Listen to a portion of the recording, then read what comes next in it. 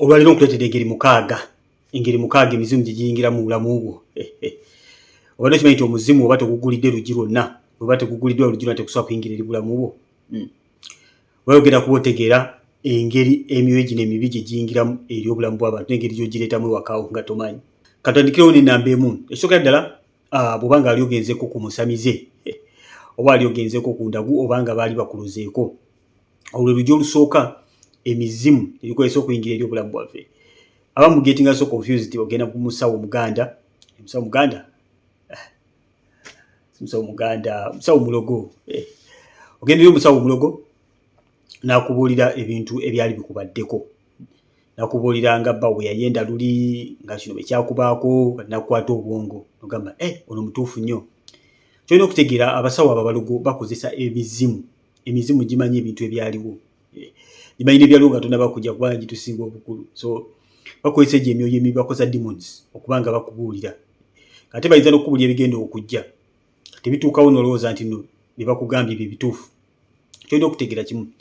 Emizimu tegimanyi future yo, gimanyi past ne future tegimanyi. Kaka gijja kitya okuba nga gitegeera future yo? Tewali ngeri yonna.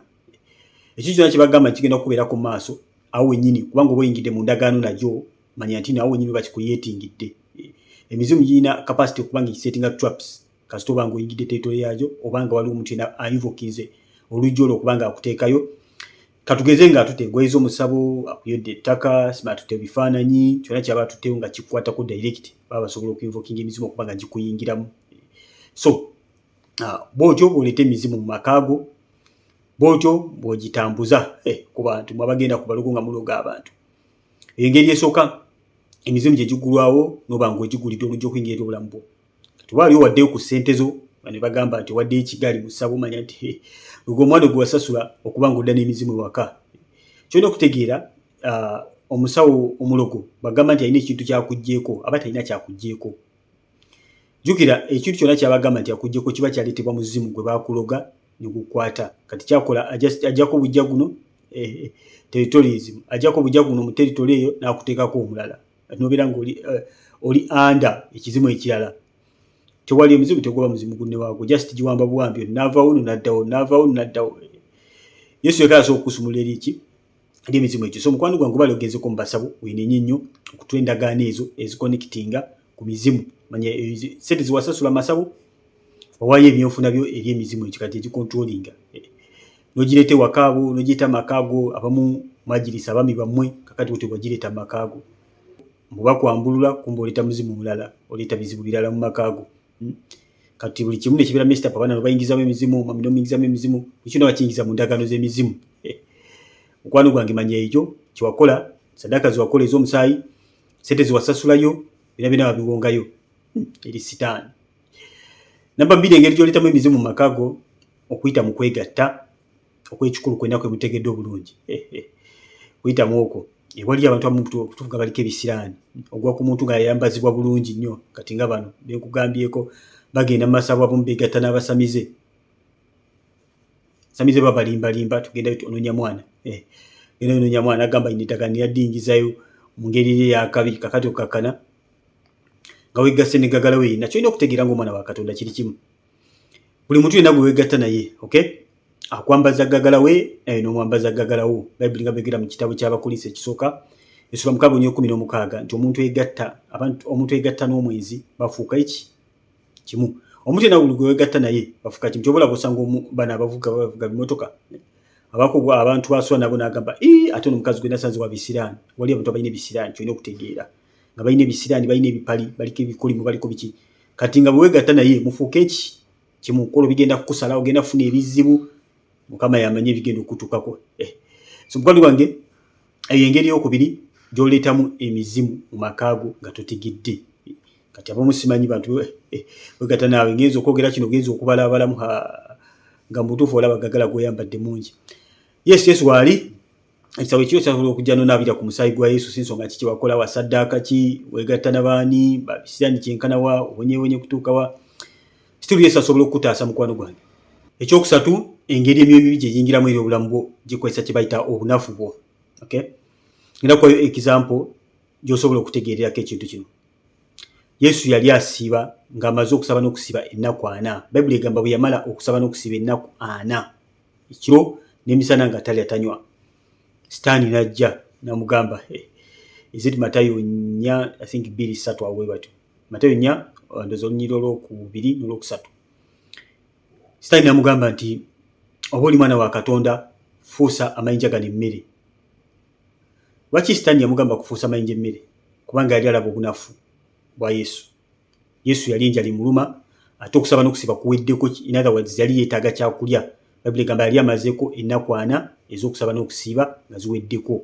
Sitaani n'alyoka ajja kusaba n'okusiba kuweddeko. Yesu yeetaaga kyakulya n'amugamba you don't need to go to anywhere. Tewetaaga restaurant, tewetaaga take away, tewetaaga KFC, McDonald's, tobyetaaga ebyo byonna, Coca-Cola. Weetaaga kati kyolinawo kati. Jjukira Yesu yali alina amaanyi agafuusa ebyokulya. Ndowooza mukimanyi bulungi nnyo ku crusades yakolanga. Abantu bwe bajja enjala ne baluma ng'akwata emigaati awo 2 ng'afuusa emmere nga balya. Si gumu si 2 gyo kitwakinga mu Bayibuli nga yalinga akikola. Before nga tanamala kutandika kukikola, Sitaani yali akimanyi alina capacity ekikola. So najja gyali namugamba bw'obanga oli mwana wa Katonda fuusa emigaati egyo gifuula emmere. Yesu n'akwata ejjinja amayinja gafuulemu emmere. Ekituufu nti Yesu yali alina capacity ekwata amayinja ago n'agafuula emmere era agirina. Ate n'enjala yali emuluma. Naye kyakola n'agaana n'agamba omuntu tabeerawo na kyakulya kyokka wabula na buli kigambo kya Katonda. In other words, yali agezaako okutegeeza nti nze nina kuwuliza kigambo kya Katonda si kigambo kya Sitaani. Omuntu tabeerawo na kyakulya kyokka wabula na buli kigambo kyani kya Katonda. So Sitaani si yali alina okuwa instruction Yesu okubaako ekintu kyonna kyakola. Singa Mukama yamuwa instruction okufuusa amayinja emmere alye yandibadde akikola. Naye si Sitaani kulagira Yesu kyakola. So Sitaani abaza nnyo ng'oli mu bunafu. Ngamba gwe muwala gwe tolina renti nga ba aji bajja. Oyagala kufuula mukazi namba 4 kyokka oli mulokole oli mwana wa Katonda nga nawe oddaawo kwebuzaabuza. Tolina ssente oli mu kaseera kazibu nnyo abamu bambi ogenze ku job interview ogenze kunoonya mulimu kati babaziza obunafu bwo olusozi n'abakubanja oli agamba sooka oleke tukole bwe tuti ndyoke nkuwa omulimu. Bunafu Sitaani bwakozesa amala kulaba kye weetaaga nakiteekako condition. Kati takukola ebyo byonna mukwano gwange bw'obanga weesiga Katonda manya nti Katonda yagenda okuwa ekikyo kigenda kubeera kikyo kigenda kugirako obukwakulizo bwa Sitaani nawe olina okuyimirira ku ground zo n'oglorifyinga Mukama Katonda wo. Namba 4 Sitaani yakozesa ekyo tuyita ebirowoozo wano. Ebirowoozo bijja bityalira obulamu bwaffe. Ebirowoozo bisinziira ku mbeera ekwetoolodde. So okusinziira ku ngeri gy'owuliramu bisobola okusinziira ku bintu by'olaba abamulaba mpaka Sitaani waleeta endowooza enkyafu ku bulamu bwo. Oli mu kulaba music w'ensi bazina bye bakukunamira nnyimba zirimu okwaka tuvuga nga akweta ebirowoozo by'okwaka ng'alaba obunafu bwo nti oyase then ng'asindika omwoyo ogu-responsible okulaba nga ogukusuula ng'ovaako ng'ogwa. Nagambye Sitaani akozesa obunafu bwo point gye nsoose okuwa waggulu awo. So sometimes initiatinga okusinziira bwakulaba kana nga kuteddemu ebirowoozo ng'akusudde mukwano gwange. So wegendeeze nnyo ebintu by'olaba ng'omwana wa Katonda wegendeeze nnyo. Tewali nsonga lwaki obalaba music w'ensi akwetera okwaka ng'aliwo gospel omulungi ate so wandibadde owuliriza ebyo. Laba comedy awemula oli awo otudde mulokole bawemula bakola baki oseka oluva ng'akweta ebirowoozo by'okwaka ng'otandika okusaba odiringa n'ebirowoozo buli lunaku binaku lwaki. Kubanga ekibifiidi nga tokifuddeeko ensonga lwaki ofuna ebirowoozo efaanako bwe bityo niba nga bikulemerako buli kaseera ate Sitaani akikozesa okuba nga akusuula buli kaseera. So kyolaba byowulira n'ebyokola ki n'ebyolowooza. So beera mwegendeeza nnyo omulabe Sitaani agala nnyo okukozesa endowooza yo. Bayibuli egula mu kitabo ky'Abaluumi ayisuula 12 ndowooza olunyiriro olwokubiri bwe watyawo egamba do not conform to the patterns of this world but ye be transformed by the renewing of your mind. Be transformed by the renewing of your mind. Beera ng'otuninga endowooza yo buli kaseera. Bayibuli erina liwegambira nti bring captive to all thoughts and imaginations to the obedience of Christ. All imaginations and thoughts bring them captive to the obedient of Christ. Buli kirowoozo kyonna ekibadde kiyita mu bwongo bwo ne bakisala busazi bw'ekiti you have to bring it to the what? To the obedient of Christ. So tebalina kuba birowoozo bibi munda mu gwe ng'omwana wa Katonda. Omulabe Sitaani akikozesa nnyo. Asaze ekirowoozo ekibe bw'ati bwe kiriyakitingako ng'asindika omuzimu ogu-responsible ku ekyo nga gukifulfiringa, bwe kiba kyakwaka ng'oyaka, bwe kiba kya bwenzi ng'oyenda. So omukwano gwange beera careful nnyo ku bintu by'olaba, ku bintu by'owulira. Namba 4, okubeera empty, okubeera ng'oli mukalu. Okubeera ng'oli mukalu, kankubye omwana wa Katonda, kireetera ddala emizimu mu bulamu bwo. Yesu yasomesa n'atugamba nti waguba omuzimu ogwa gumu, gweta emizimu emirala 7. Buli kaseera ujja gukeberako olabe oba wajjula Omwoyo Mutukuvu. Bw'oyita mu deliverance ekiddako olina okujjuzibwa Omwoyo Mutukuvu. Bw'otajjuzaawo we guvudde, Bayibuli egamba gujja ne gukeberako buli kaseera. Bw'osanga oli mukalu nga gweta emizimu emirala 7, Bayibuli egamba omuntu oyo aba worse n'okusinga bwe yali. In fact Yesu yakyogera mu Matayo, Matayo mmeka? Matayo 12:43 we bw'atyawo. Yesu yakyogerera n'agamba nti omuzimu bwe bagugoba gumu gugenda kukomawo n'emirala 7. Emizimu emirala 7 ne gikuyingira n'oba worse n'okusinga bwe wali. Lwaki? Kubanga oli mukalu. So mukwano gwange ffe okulaba nga wajjula Omwoyo Mutukuvu, tokkiriza kubeera mukalu. Buli wobeera mukalu emizimu gigenda kuyingira ate obeere worse n'okusinga bwe wali. Yesu yasomesa mu kitabo kya Kubikulira, Revelation 3 around 3:15-16, n'agamba kubanga oyo kyatoyokya onyogoga tonyogoga, ndi mwetegefu okusesema. Lwaki? Lukewarm. Oli kimunkuluze, obeera kimunkuluze otawaanya. Emyo gikuyingiramu kubanga toyokya. Buli wobeera nga toyokya ng'omwana wa Katonda, nga toyokya nga toli muliro, mizimu gyandikweza advantage giba nga gikuyingiramu, kubanga ennyumba kasita bagirongoosa efuuka nkalu. Mizimu genda okujja gamba bangoba wano naye kakati wabadde wakalu, temuli kantu konna, mujje tugende tuyingire, temuli Mwoyo Mutukuvu, temuli akuuma nnyumba, mujje tugende. Ne gikuyingiramu n'obeera worse. So okulaba nga omwana wa Katonda obeera ng'oyokya buli kaseera, tewali muzimu gwagala kugwa mu muliro. In fact omuliro oguba gwagugobyemu tuba tegwagala kuddamu. Nabana Isirayiri Mukama yali abajja mu nsi obunyage nga batwala e Kanani, yabagamba tagenda kugoba mawanga gonna at the same time, ajja kugoba limu ku limu. In other words, bali balina okufiiringa, buli wagoba nga bafiiringa. Yabagamba ettaka lireme kubeera vacant, ebisolo by'omusiko bijje byokupayingemu. So in fact yali tategeeza bisolo bya musiko, yali ategeeza amawanga amalala gakomewo atega encroaching ku ttaka eryo ate lyabawadde. So yabawanga kitundu ku kitundu kye bawangula nga baliplacingawo, kye bawangula nga baliplacingawo, tiyatta balabi baabwe bonna mulundi gumu. Kyobula ku mulembe gwa Musa mpaka ku gwa Joshua, ne Joshua afa ng'alina baleseewo wadde nga yatta bangi, almost 31 kings bwe yawangula.